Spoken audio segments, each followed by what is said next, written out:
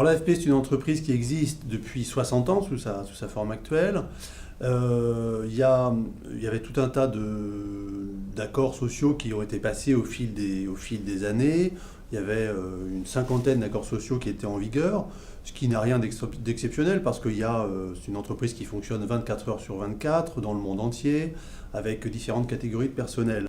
L'AFP traverse une situation difficile depuis plusieurs années parce qu'il y a une crise des médias, aussi bien en France qu'à l'international, qui fait que le chiffre d'affaires commercial de l'AFP stagne depuis 5-6 ans.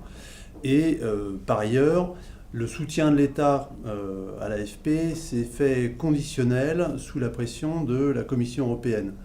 Le vrai problème de l'agence France Presse, c'est un problème de fond, c'est que l'activité d'agence de presse d'information générale, mondiale, ce n'est pas une activité structurellement rentable.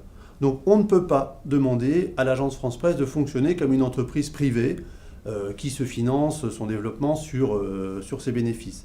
L'agence France Presse, c'est une sorte de service public en fait. Et il faut que les pouvoirs publics en tiennent compte et il faut qu'on trouve une solution pour pérenniser l'agence France Presse dans sa vocation mondiale. Tous les syndicats ont participé. La CGT est le premier syndicat de l'agence France Presse, toute catégorie. Il y a 3 catégories, il y a les journalistes, les ouvriers du livre et les cadres.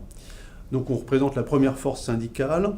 Les 3 délégations de la CGT, les journalistes, les cadres et les ouvriers du livre, ont travaillé main dans la main depuis le début et ça nous a donné une vraie force. Parce que, notamment sur la fin des négociations, on a réussi à obtenir d'importantes concessions pour la catégorie des ouvriers et des employés de presse, parce que la direction a compris que la CGT était unie et ne signerait pas d'accord si l'une des catégories était défavorisée, était lésée.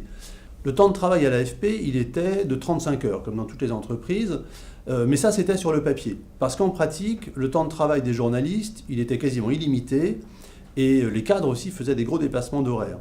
Donc je crois que l'intérêt de ces négociations pour ce nouvel accord, ça aurait été de remettre ce problème crucial au centre du débat. Parce que nous, à la CGT, nous voulons qu'il y ait un vrai équilibre entre la vie professionnelle et la vie privée. Nous avons décidé à la fin de signer les nouveaux accords qui étaient proposés, parce qu'on estime que même si c'est un accord défensif globalement, on a trouvé un bon compromis qui permet de préserver l'essentiel des acquis sociaux des salariés et même sur certains points, on a réussi à obtenir des avancées.